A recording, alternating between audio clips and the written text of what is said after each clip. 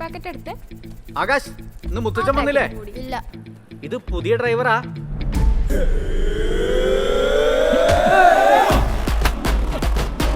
അടിക്കല്ലേ സാർ?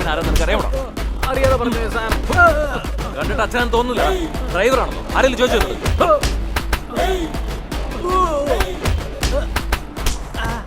അയ്യോ,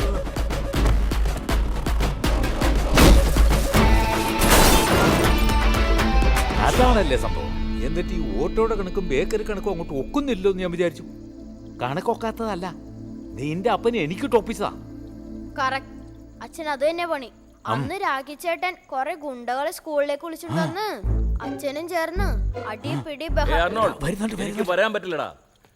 എന്റെ മോനൊരു അവാർഡ് കിട്ടുന്നുണ്ട്. ഞാൻ പോണ്ടിച്ചേരിയിൽ പോയേ പറ്റൂ. മുത്തശ്ശ, അച്ഛൻ എന്താ പോണ്ടിച്ചേരിക്ക് വരാന്ന് പറയുന്നേ? അയ്യോ, ഇവനെ പോണ്ടിച്ചേരിക്ക് വിട്ടാൽ ശരിയാവില്ല. ഇവനെ